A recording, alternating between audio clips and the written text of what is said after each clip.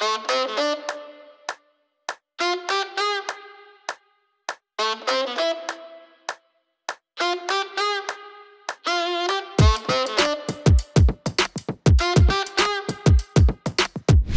hari ini senang banget bisa ada di sini untuk berbagi cerita perjalanan Suara Jamu. Semoga teman-teman semuanya sehat juga, tetap semangat, tetap positif di masa pandemi ini yang memang nggak mudah ya gitu kan. Kita harus mengolah segala yang kita punya, resources yang kita punya gitu, untuk menjadi lebih gimana ya, detail, lebih kreatif, lebih semuanya ini. Saya rasa di masa ini kita bergandengan tangan ya, banyak sekali kolaborasi, banyak sekali sharing gimana sih kita bisa sama-sama melewati ini dengan baik gitu, dan bisa bertahan. Jadi sebelum saya mulai, memang hari ini waktu diundang ya oleh Niaga Monster. Jadi sebenarnya apa sih yang mau saya sharing hari ini? Gitu. Jadi memang perjalanannya Suara Jamu itu mungkin yang di benak teman-teman semua itu tentang lagu gitu ya. Jadi memang sengaja kita mengangkat, mengusung kembali nama Suara Jamu karena yang kita ingin memperkenalkan kembali di awal tahun 2009 ya, waktu itu saya ketika pertama kali datang ke Jakarta itu memang kita ingin kamu bisa lebih diterima, lebih bisa dinikmati dan bisa dibanggakan kembali itu bagaimana ya caranya gitu, karena pada nggak mau lagi anak-anak muda terutama di ibu kota ini minum jamu, maunya yang lebih keren, minumnya kopi, teh, atau mungkin yang sekarang banyak sekali ya influence dari konsep-konsep baru gitu. Tapi gimana authenticity of our local wisdom and heritage and culture ini yang sangat luar biasa. Kenapa kok ditinggalkan gitu. Jadi semangat itu sih sebenarnya yang membawa saya bersama dengan teman-teman tim Suara Jamu yang di setup awal in the creative prosesnya. Jadi kita percaya bahwa yang harus kita believe in our own product itu, kalau kita nggak ada belief-nya, kita juga nggak akan bisa menyalurkan energinya gitu loh. Apalagi ini suatu yang tua gitu kan. Jadi yang penting dari saya kemarin waktu memang saya highlight itu, saya ingin berbagi tentang bagaimana sih tentang origins-nya, tentang values-nya, tentang filosofinya, tentang purpose and make a repurpose gitu ya. Terus apa sih sebenarnya impact-nya nanti ke hari ini dan ke depan. Terus sebenarnya masih ada nggak sih marketnya gitu kan? Kalau kita ngomongin tentang marketing, branding, meskipun dari semua yang prinsip marketing seperti price, place, promotion, and produk. Yang produk itu kan utamanya dari Suara Jamu itu, tapi kita mesti punya identitas yang jelas yang bisa menyambung gitu dengan market kita gitu ya. Jadi balik lagi di masa hari ini itu kita mengalami banyak tantangan-tantangan dan yang pasti kita harus berpikir dengan kreatif ya. Semangat anak-anak muda, semangat anak-anak kreatif Indonesia itu bukan hanya saya, tapi we collaborate with a lot of people, we have a lot of support from a lot of people. Dan ternyata jamu ini kan memang masih dicintai loh, banyak yang cinta dan sayang gitu sebenarnya sama jamu. Cuman kita kalau nggak kenal, jadi nggak sayang ya. Makanya kita punya semangat, yuk kita kenalin lagi gitu. Jadi storytellingnya itu yang terus dikobarkan, cara berkomunikasinya, cara storytellingnya, communicationnya itu yang kita jaga, kita kembangkan, itu sama-sama bergandengan tangan. Dan tentunya semua perjalanan ini akan tidak ini ya, tidak juga jauh dari diri kita sendiri ya, tentang past, present, and then tomorrow. So itu tentang spiritnya Suara Jamu. Jadi sebelumnya saya mulai presentasinya, mungkin nanti ada teman-teman yang mungkin bisa tanya, mungkin bisa langsung di the chat room. Mbak Sarah ini saya kenalkan juga dari tim Suara Jamu yang hadir di tengah-tengah kita juga hari ini. Monggo Mbak Sarah bisa share video cerita jamu Indonesia.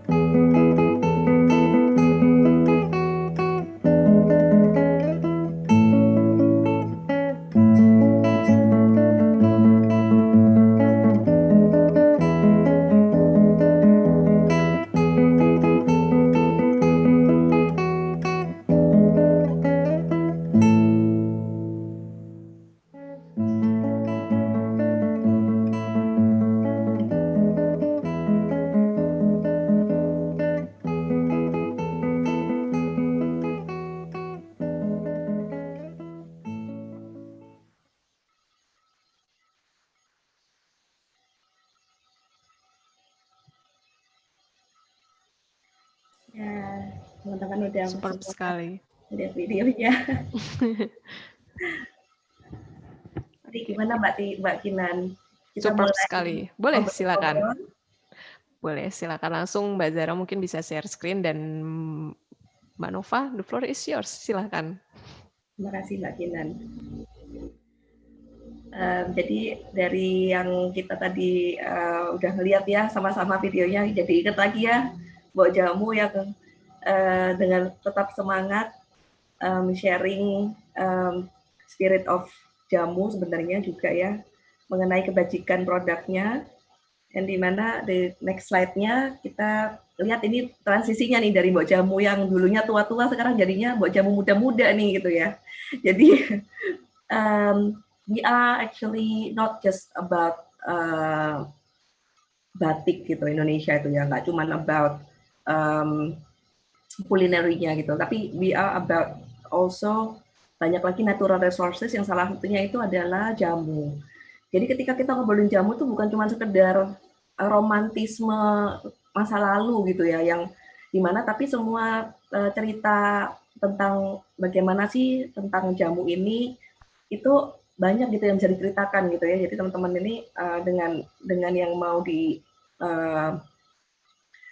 usung gitu dari spiritnya Suara Jamu as a brand and what is actually the story, apa sih sebenarnya story-nya yang dimana itu akan menjadi ini ya salah satu yang terpenting ya untuk hari ini, zaman hari ini itu sekarang semuanya serba open di digital disruption, everybody is now online gitu, jadi semuanya sangat penting banget untuk bisa ini ya mengenal mengetahui dengan cepat gitu.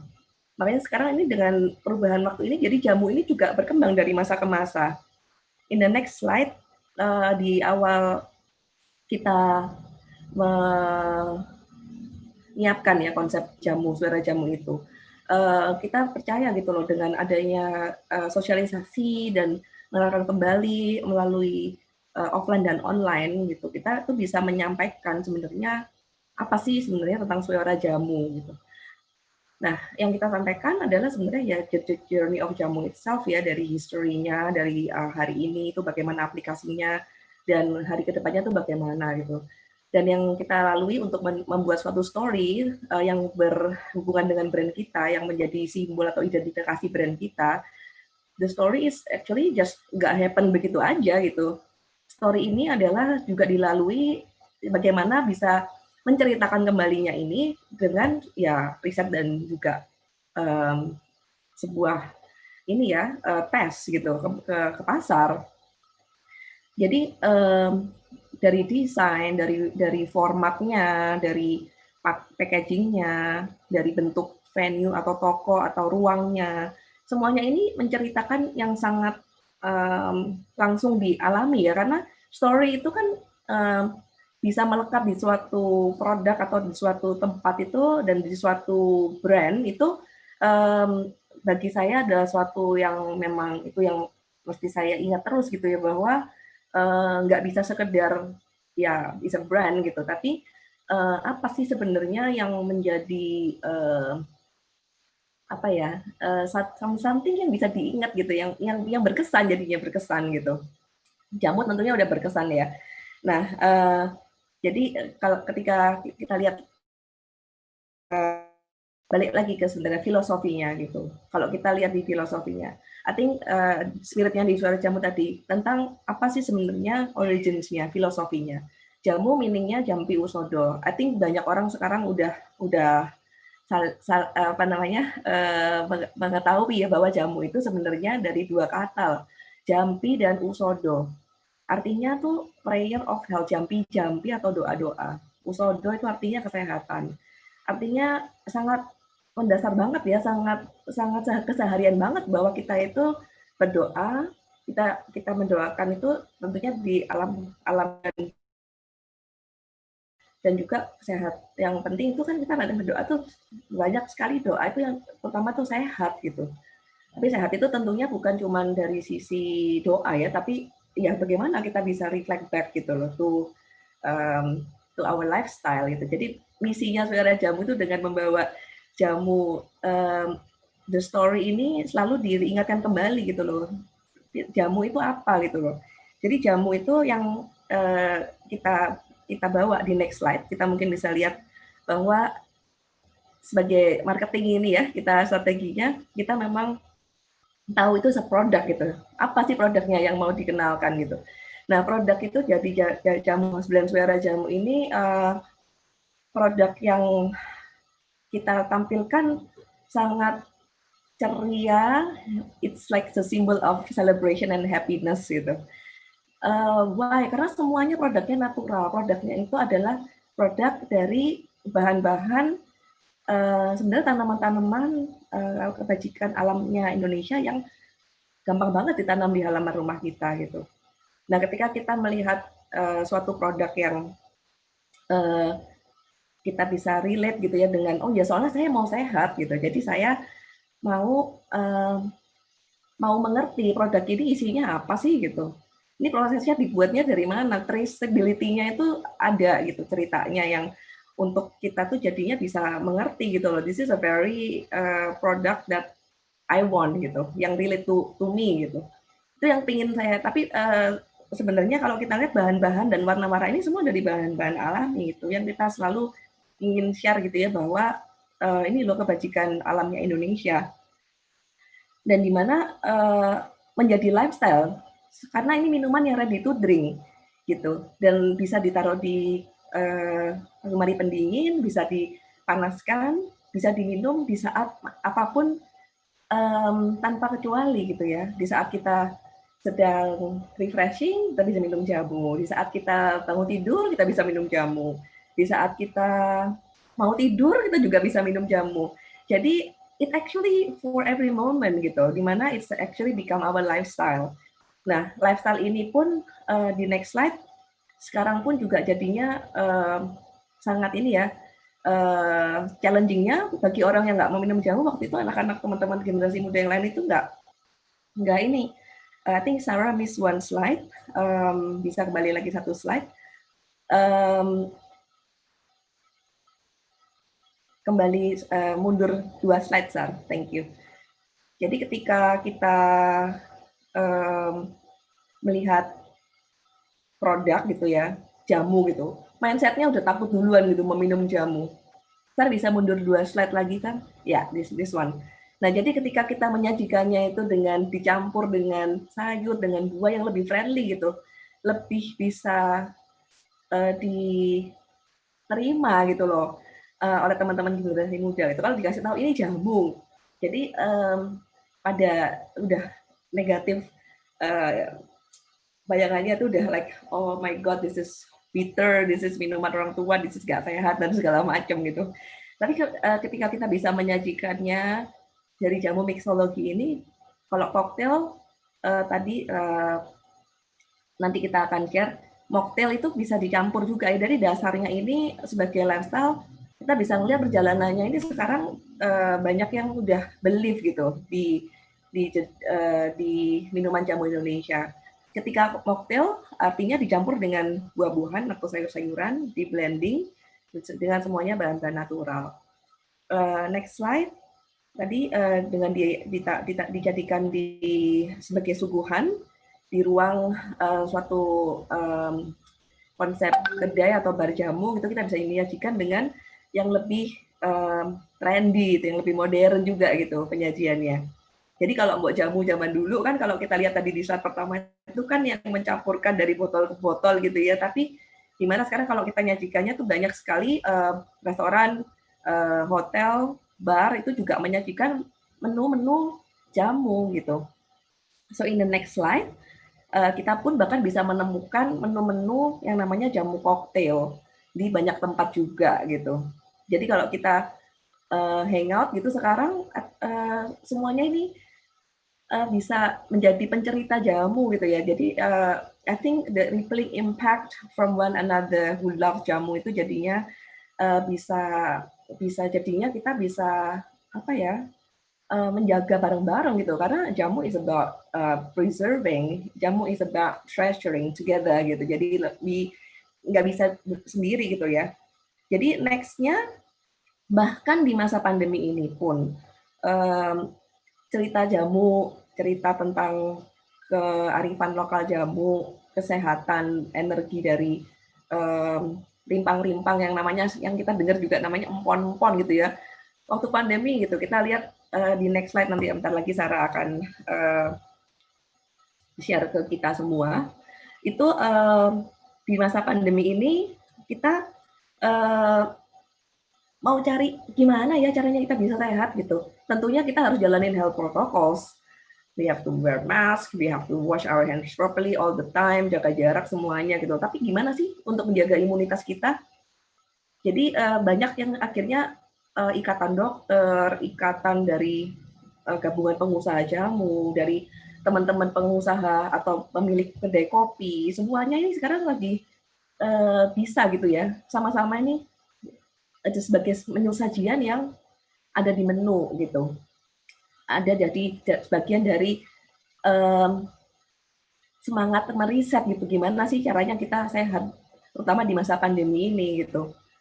Nah semuanya sebenarnya bahan-bahannya ini kan tanaman eksotisnya Indonesia ya, kayak temulawak, kencur. Nah ini sangat sayang gitu loh kalau misalnya dari teman-teman nggak mau kenal sama jamu gitu loh, karena selain tadi sekarang menjadi semakin keren dan jamu bisa menjadi something yang sebagai pop culture juga gitu bagi teman-teman semua di Indonesia dan generasi ke depan. Jamu ini punya banyak manfaat kesehatannya. It's a promotional traditional drink. Jadi promotion. Jadi promote health. Karena kesehatan itu ya juga nggak bisa cuman didapatkan dengan instan gitu. Kesehatan itu harus dibangun. Dibangun dengan cara menjaga stamina, meningkatkan imunitas. Nah, ini semua butuh usaha sama dengan kita menjaga yang namanya tradisi jamu. Jadi di next slide kita lihat kenalin ini kan story-nya ini banyak gitu ya. Kalau kita story tentang tadi filosofi sudah gitu. Nah, sebenarnya beras kencur, kunyit asem itu ada ceritanya masing-masing loh, ada dongengnya juga loh gitu loh. Kenapa kok jamunya itu kok kunyit asem, beras kencur? Ada 8 jamu yang digendong oleh Mbok Jamu. Teman-teman kebayang ya betapa beratnya gendong jamu itu. Kalau dari botol kaca, satu botol itu sekitar 1 liter misalnya, itu tambah botolnya udah hampir 1,5 kilo ya. Belum bakulnya dikali 8 digendong panas-panas gitu ya. Jadi ceritanya ini balik lagi ke sebenarnya gimana ya membuat teman-teman atau market kita itu suka ya, pastinya kita harus menyesuaikan ya dari yang kita jual dari sekarang perjalanan suara jamu dengan jamu yang modern. Tentunya ada perubahan rasa, tapi kita tidak mengembangkan dengan tanpa dasar. Tapi dasar ini adalah dari resep yang dibuat oleh nenek saya waktu saya kecil. Saya diracikin jamu, ibu saya membuatkan saya jamu. Yang saya ingat itu sebenarnya dari dasar rasa-rasa ini ya gitu ya. Jadi dari kecil diceritain kalau minum jamu itu juga ini loh, bukan cuma waktu sakit, tapi minum jamu ini setiap hari. Jadi dibikinin aja, rasanya dikenalin gitu. Karena lidah kita pun juga, nah tentang pelet ini rasa juga ada banyak cerita di balik apa yang manis, apa yang asam, apa yang pahit, yang asin, yang pedas, yang gurih. Jadi sebenarnya banyak yang kita bisa ulik ya untuk menceritakan sebuah produk gitu. Di next slide, ketika kita hari ini sama-sama menjaga kesehatan ya,